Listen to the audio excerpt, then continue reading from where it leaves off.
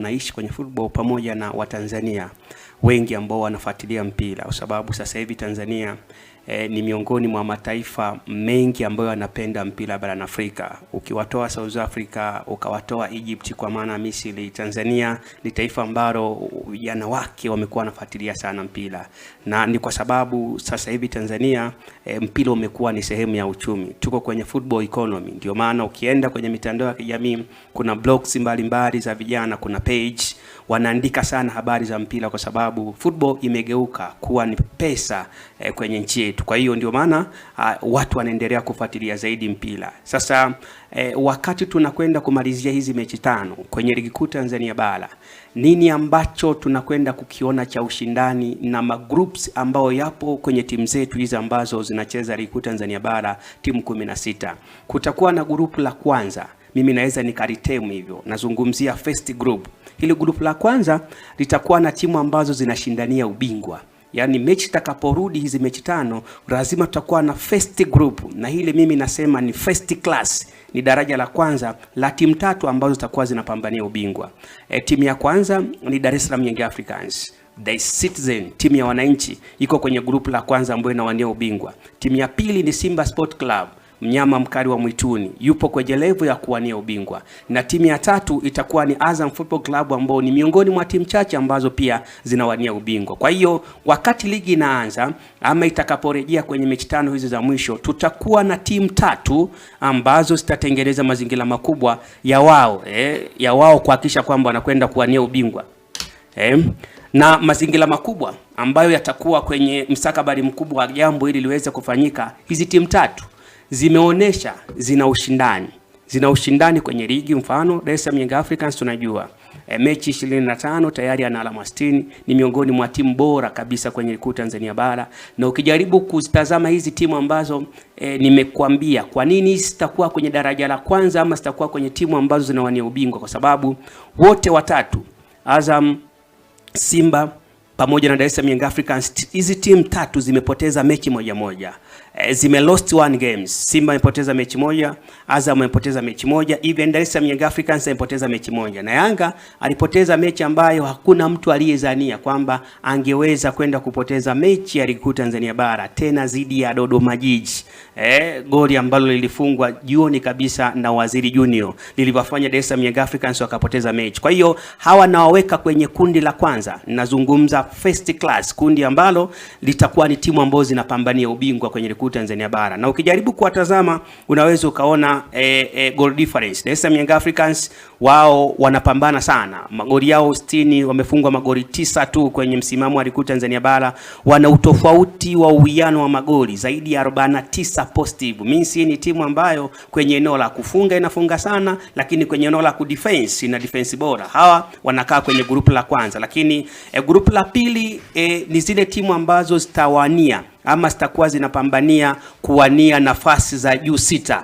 Nazungumzia nafasi ya 4, ya 5 na ya 6. Hizi timu ni nani na nani? Hizi timu ya kwanza ni Singida Big Stars. Hii ni timu itakuwa kwenye group la pili ambalo mimi na walenki ni watu ambao watakuwa na kwenda kuwania nafasi ya 5, ya 6, ya 4, ya 5 na 6. Manake Singida Big Star tunavyowajua wana quality ya squad kubwa sana, wana best players kwenye kikosi chao, kiwemo Amasi Abaso, goalkeeper namba 1 wa timu ya taifa ya Nigeria, akisaidizana na Stanley Nabari wa pale South Africa Chipa United. Lakini wako wachezaji wengi sana ambao ni wazuri kwenye kikosi cha Singida. Unamzungumzia Albis Lupia, unamzungumzia Idris Diomande, unamzungumzia Andy Kofi, unawazungumzia akina Kayeke na baadhi ya wachezaji ambao wanafanya vizuri kwenye kikosi hicho. Manake ni timu ambayo itakuwa inapambana kwenye stabola. Ukiacha hapo kuna kikosi cha JKT Tanzania, ni miongoni mwa timu ambazo zitakuwa zinapambana kumaliza kwenye stabola kwenye ligi Tanzania bara pamoja na TRA. Hizi ni timu 3 ambazo mimi nazilink. JKT Tanzania chini ya Ahmad Ali, na vijana wake ambao wamekuwa wanapambana kutengeneza matokeo bora kabisa, akiwemo Paul Peter Kasunda, miongoni mwa mchezaji ambaye amefunga goli zuri sana, miongoni mwa magoli ambayo yanaweza akasimama kwenye nominees. So hizi timu tatu ambazo nastaja ni miongoni mwa timu ambazo zenyewe zitakuja kupambana kuhakikisha kwamba zinamaliza ndani ya 6 bora kwenye kuu Tanzania bara. Of course TRA siwezi kuwasahau, wana timu nzuri sana, wana mwalimu bora. Miongoni mwa timu ambazo zina best coach ni pamoja na TRA United, yuko pale Etienne Nderagije, kocha huyu ambaye ubora wake umekuwa ni mkubwa sana. Vijana wanafanya vizuri sana, wako wachezaji wa zamani wa Simba kwenye kikosi cha TRA kama kina Valentino Nouma, unawazungumza kina Mzamiru Yasini Selemba yuko pale kwenye kikosi, wakina Shamwe Karabu wako pale kwenye kikosi, lakini unaweza ukaangalia kina Shanda Shewe kwenye kikosi wapo, bila kusahau kina Jamari Dulas. Ni miongoni mwa timu ambayo ina wachezaji bora wenye ubora mkubwa wa kupambana, lakini pia performance yao ni bora sana kwenye kikosi. Kwa hiyo hizi timu tatu zenyewe zitakwenda kupambania nafasi 6 za juu. Zinakuja timu ambazo zenyewe zitapambana kumaliza kwenye msimu wa ligi kuu Tanzania bara kwenye nafasi za kati. Sasa kwenye nafasi za kati hapa nazungumzia timu kama 4. Timu ya kwanza ni Mashujaa, wao watapambana kuhakikisha kwamba wanamaliza kwenye nafasi ya 7 mpaka nafasi ya 11 hivi.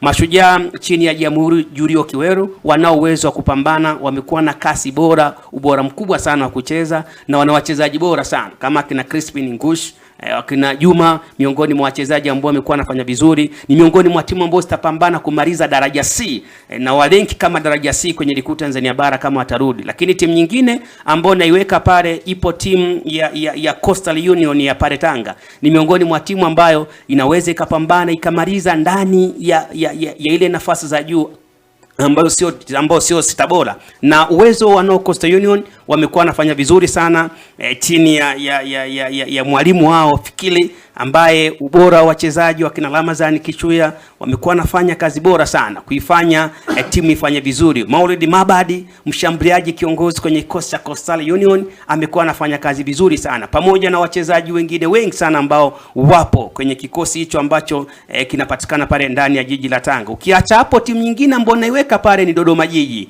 miongoni mwa timu ambazo nafasi yao ya kupambana ni kumaliza kwenye zile timu za juu zaidi ambazo wao hawatashuka daraja, lakini watasimamia kwenye namba za kati. Sasa ukiacha hizi timu ambazo nimezitaja kwenye kumaliza namba ya kati, ziko timu sasa ambazo wao watahakikisha kwamba wanapambana kwenda kutokushuka daraja. Sasa ni wakina nane ambao wanapambana kutokushuka daraja. Fountain Gate na muongeza kwenye zile timu za daraja la kati ambao zitamaliza kwenye nafasi aidha ya 7 mpaka nafasi ya 11, na muongeza Fountain Gate kwa sababu Fred Felix Minzilo amekuja, ameonesha uhai, ni mwalimu ambaye ameinput psychology kwenye timu, lakini anaonesha ni mwalimu ambaye ukimpa timu ana uwezo wa kuleta mapinduzi, revolution kwenye football, na amekuwa anaionesha kama ambavyo baadhi ya makocha walipewa timu na wakaleta mapinduzi makubwa sana barani Ulaya.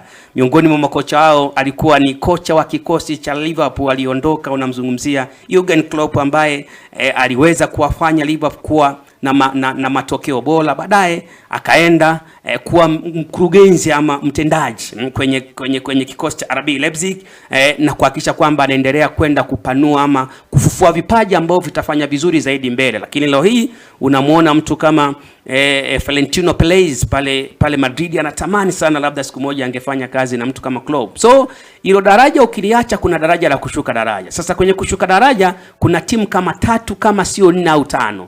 Timu ya kwanza kabisa ni KMC, ambayo naweza nikasema obvious hii timu tayari kwa hali ilivyo, mazingira yalivyo, consistency ya matokeo nao yapata alama 9, timu inafungwa karibu kila siku, wanapokuwa nyumbani wanakuwa kama kwa wewe hapati matokeo. Hii timu tunaiweka kabisa kwamba ni baadhi ya timu ambazo zinaweza zikashuka daraja. Lakini timu ya pili ni Tanzania Prisons, miongoni mwa timu ambayo bado pia ina nafasi ngumu sana ya kuweza kusalia kama haitapambana, lakini ni watu ambao watakuja kupambana mechi 5 za mwisho wafanye vizuri. Ni miongoni mwa timu ambazo nazilenki kwenye grupu la mwisho, nazungumza grupu F. Lakini timu nyingine ambayo nailenki pale ni timu ya Mbeya City. Mbeya City chini ya mwalimu Saluma Yanga wasipokaa vizuri, lakini Rifat Hamisa, akina Liudi Ambokile, akina Peter Samson Mwarians, unawazungumzia akina Hassan Durunga, wanaweza wakajikuta kwa ni miongoni mwa timu ambao kwenye mechi 5 ambazo zimesalia wakashuka daraja. Sasa ukiwaacha hao ambao ukijaribu kuwatazama namna performance yao ilivyo, naziona hizi timu zina nafasi ambayo sio nzuri sana.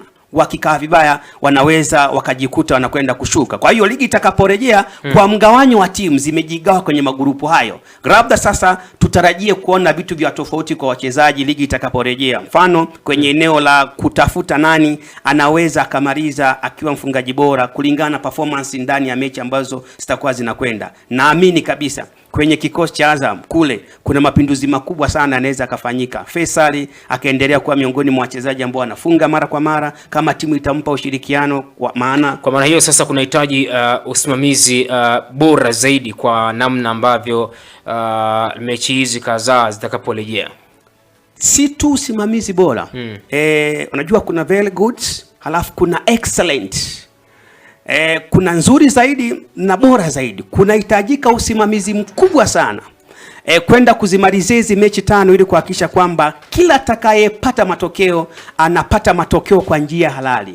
Najua ligi kuu Tanzania bara ni sehemu ambako matokeo yanakuwa yanapatikana kwa njia halali, lakini ili kupunguza minong'ono, nazungumzia the human error, makosa ya kibinadamu ambao yamekuwa yanasababishwa na waamuzi wetu wakina Ahmed Yarajiga, unawazungumza waamuzi wetu ambao tunao kama kina Heri Sasi, wakina Flenki Komba na wengine wengi ambao tuko nao ndani ya Jamhuri ya Muungano wa Tanzania.